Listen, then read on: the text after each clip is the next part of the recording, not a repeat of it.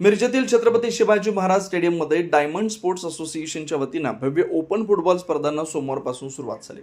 पहिल्या सामन्यात गडिंग्लज फुटबॉल संघाने सांगली फुटबॉल संघाचा 3-0 गोलने पराभव करत पहिल्या सामन्यात विजयी सलामी दिली, तर दुसरा सामना मिरजेतील KFC फुटबॉल क्लब आणि एन्जॉय फुटबॉल क्लब सांगली या दोन संघात झाला।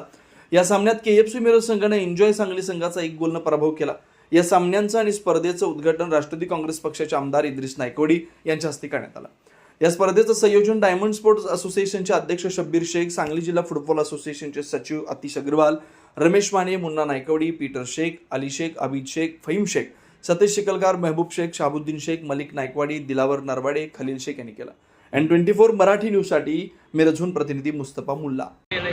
आज मिरज येथे छत्रपती शिवाजी क्रीडांगणात या ठिकाणी डायमंड फुटबॉल असोसिएशनने ओपन फुटबॉल चषकचं आयोजन केलेलं आहे। त्यानुसार अनेक नामवंत अशी टीम्स यामध्ये भाग घेत आहेत। खरं तर मला कौतुक आहे डायमंड असोसिएशनचं की आपल्याला माहिती आहे मिरजेत ह्या स्टेडियमची दुरावस्था काय झालेली आहे।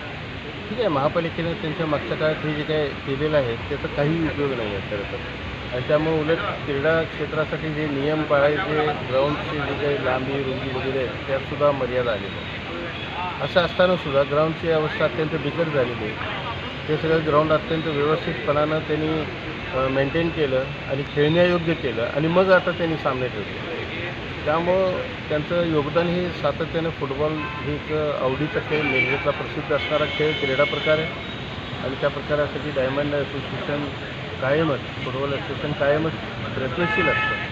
अगदी शब्बीरबाई असतील, मुन्नाबाई असतील, हे माने सर असतील आणि आमचे सर्व असोसिएशनचे कार्यकर्ते असतील, हे सर्वजण सातत्याने जीवापाड या क्रीडावर प्रेम करतात आणि या फुटबॉलसाठी म्हणून त्यांचे योगदान असतं। तसंच योगदान आत्ताही आपल्याला दिसून येते की हे मागचं जे फुटबॉल ग्राउंड दिसते हे ग्राउंड खेळण्यायोग्य नव्हतं, पण 8-10 दिवस सातत्याने मेहनत करून हे ग्राउंड त्यांनी बनवलं आणि आता स्पर्धांना सुरुवात केलेली आहे। चांगल्या नामवंत खेळाडू इथे येतात, स्पर्धेतल्या नामवंत टीम्स इथे येतात। मिरजेतल्या क्रीडा शौकीनांना त्यांचा एक चांगला आगळा वेगळा खेळ बघायला मिळतो आणि मिरजेचं असणारं फुटबॉलचं नातं कुठं संपुष्टात येतं का अशी अवस्था मागच्या काळात निर्माण झालेली, पण डायमंड असोसिएशनने यात फार चांगल्या पद्धतीने भाग घेऊन आज ज्या काही स्पर्धा सुरू केली त्याबद्दल त्यांचं मी मनपूर्वक अभिनंदन पण करतो आणि त्यांना धन्यवाद करतो। दिवसभरातील घडामोडींचा आढावा घेण्यासाठी पाहत रहा N24 मराठी न्यूज चॅनल।